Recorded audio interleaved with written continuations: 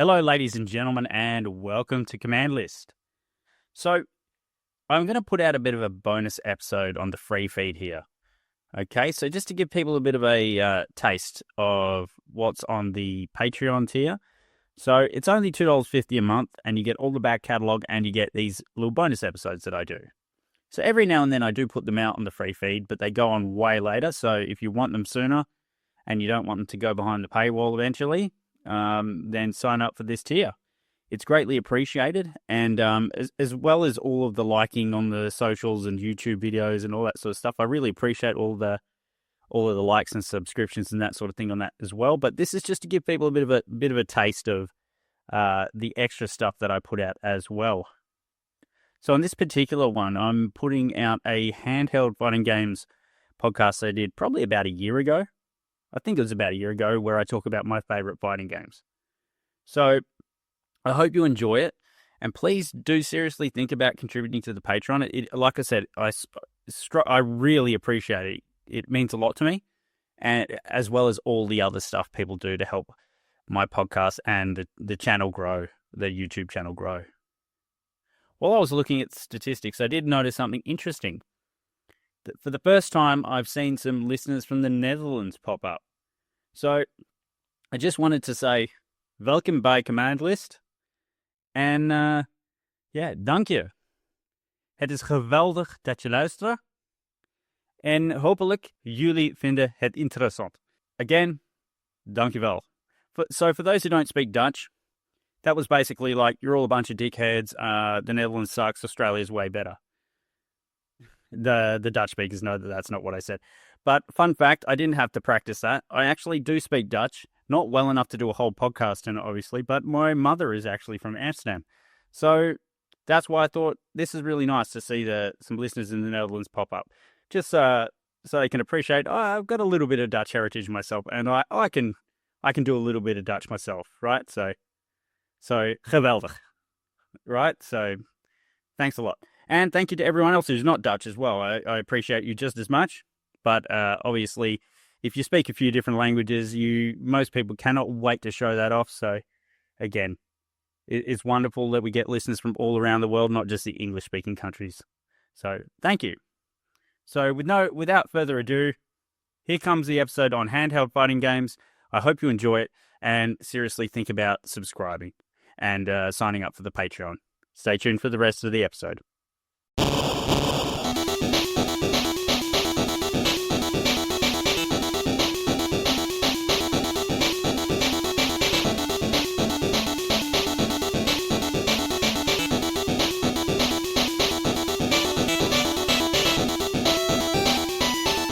Hello, ladies and gentlemen, and welcome to Command List. Hope you're all doing really well. Today, I just thought I'd talk about handheld fighting games. Now, handheld fighting games are kind of dead. And what I mean by that is it's not a bad thing. They're just actual fighting games now. They're not like proper games. So, obviously, back in the day, you'd have Game Boys, Game Boy Advance, Game Gear, stuff like that. Very limited hardware. Even the home consoles couldn't do the arcade ports properly, so compromises were made. Right? Handheld fighting games were generally shit, and didn't play well enough, weren't good enough, and only just got you through. If you're a massive fighting game fan, it was like a vampire having animal blood rather than human. But it wasn't right. That's a pretty strange analogy, but I hope you get what I mean. It's just not really. It's like a vegan fucking hamburger, right? It's kind of close, but it's not, right? So that's how I always felt about them. And there were very few that pulled off a great experience. So these days, the reason I say it's dead is you get a Nintendo Switch or a Steam Deck. I have Tekken 7 on my Steam Deck. It's Tekken 7. I have MK1 on my Steam Deck, MK11 on my Steam Deck, Virtual Fighter 5 on my Steam. They are the games, right? It's the actual port you're playing on your Xbox, right? Or your PlayStation or whatever.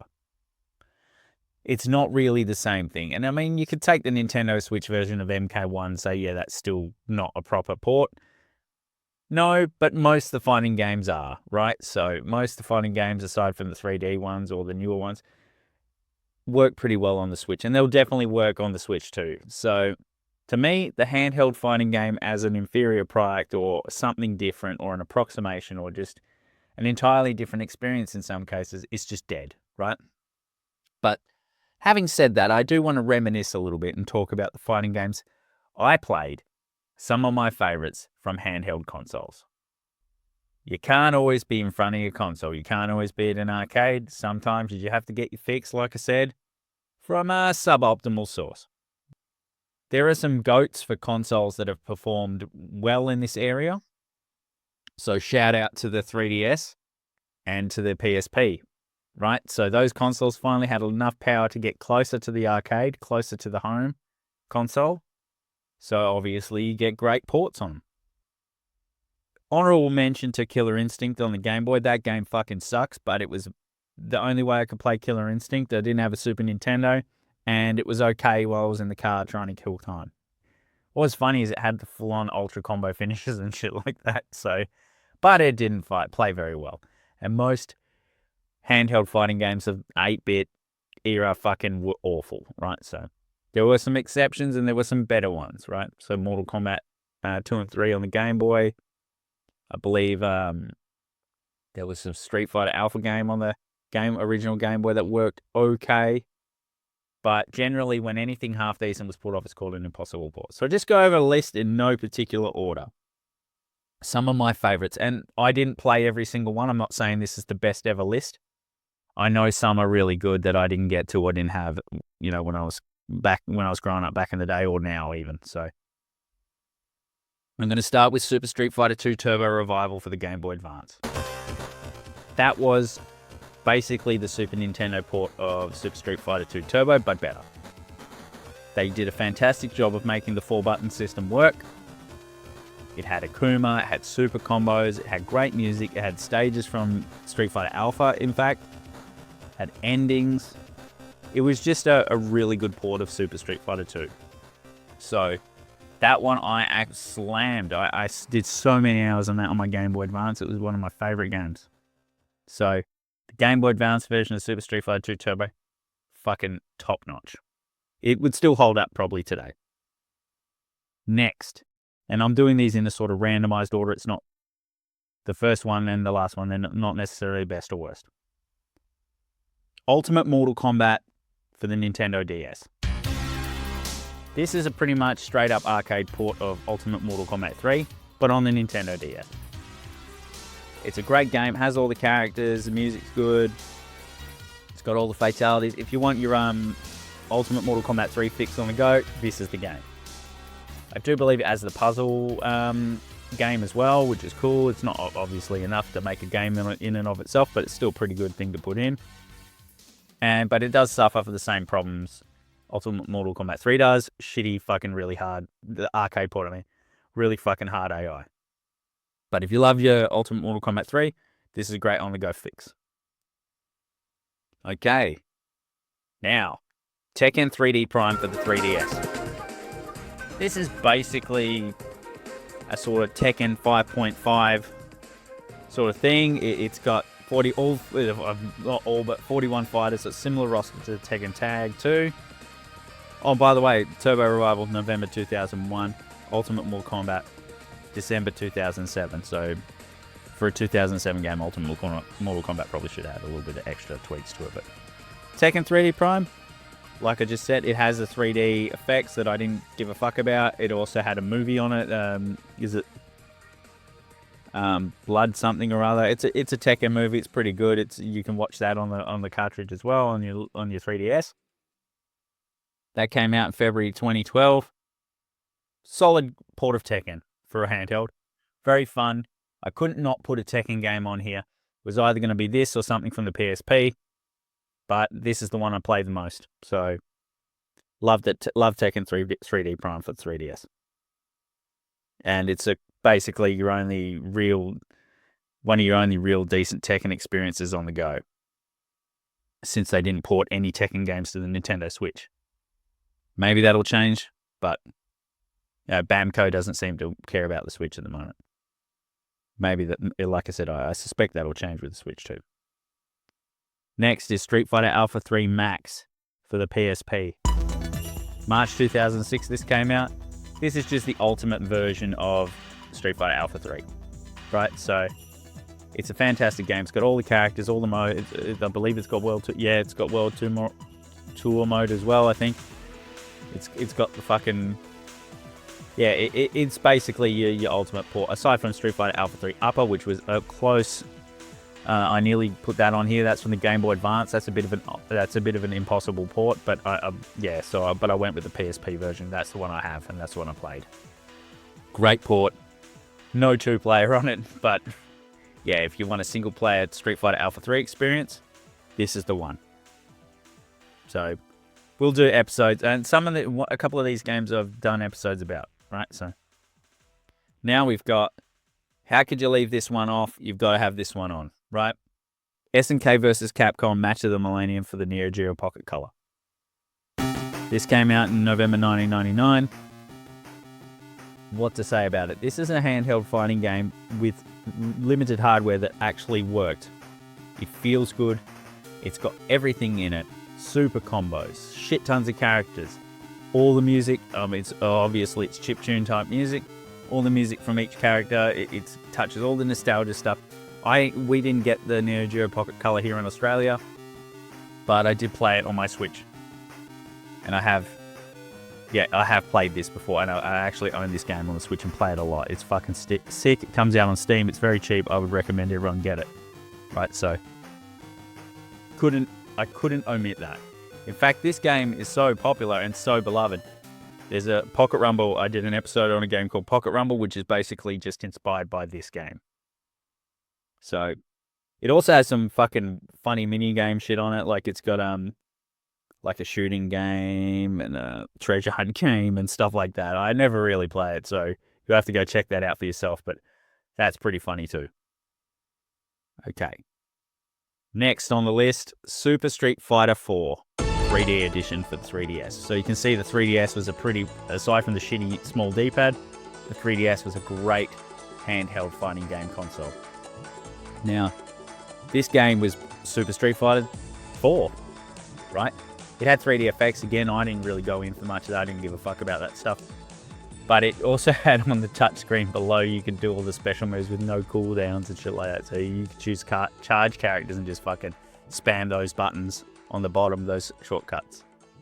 So, and that was another thing the 3DS had with many games. This is the case for Ultimate Mortal Kombat and for Dead or Alive Dimensions. You would have your like move list down the bottom and suggested moves and stuff like that, which was pretty cool. But anyway, I'm digressing. I should be talking about Super Street Fighter 4. Fantastic if you like Street Fighter 4. There's a lot of Street Fighter ports on the handhelds that do hold up and are quite good. This is one of them. I fully recommend you get this game if you still can. And I enjoyed it. I played a lot of it.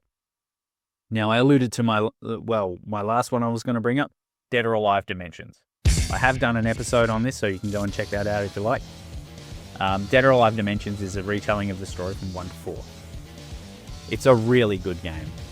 I was pleasantly surprised when I played it, but I love that game. It's one of my favourite handheld fighting games. It even had online. I never used it because the game online was fucking dead, and I'm in Australia, so it's not as popular here. But Dead or Alive Dimensions is a great Dead or Alive game, and then it's a great handheld fighting game, and I fully recommend it. Check it out. That's on the 3DS, and that came out in May 2011. So you can see the 3DS was a quite particularly good console for handheld fighting games. You know, I could have brought up Blaze Blue as well. There's Blaze Blue games on the 3DS. But this is just another thing, just to bring up handheld fighting games and the ones I played. I did play Mortal Kombat on the Master System, which is essentially, it is the Game Gear port, so I know how that one plays. And that I did enjoy to a point, but it was never really the same thing. The gameplay was always like stilted and input delay and not smooth, not the way, say, SVC for the Neo Geo Pocket Color was. It just felt good, right? So, again, you can lament it, but also we're in a better place now. Get a Steam Deck, get a Switch 2, get it whatever, and just play the latest fighting games on it. And then you don't have this sort of watered down experience of the past. And again, shout out to Killer Instinct for the Game Boy. Fuck yeah. Yeah, that was not a great game, but when you're a Sega kid and you want to play some Killer Instinct and all you got's a Game Boy, that's what you play. So I hope everyone enjoyed this little walk down the Handheld memory lane. Yeah, so you can go back and play these. But like I said, we're in a better place now, and these are the ones I would recommend worth playing. The others are sort of like, yeah, it's no real super standout points. If you have some different memories and you think some other fighting games on handheld consoles are worth chatting about, let me know. I'd love to hear it. Get on the Patreon, become a member. We've got a poll up now asking for a bit of feedback on what you guys want to hear, so you can get on there and participate in that. Or you only got to be on the $1 tier to do that. So again, I will be progressively moving episodes onto that tier. So after July, only 15 episodes will sit up there, right? So get through your backlog now or sign up for the $1 tier. So thank you for listening. I really appreciate it. Celtic Jim really appreciates it. He's got some stuff coming, hopefully, that I look forward to hearing myself. So thank you very much. Love you all. Don't smash your controllers, and I'll see you in the next one.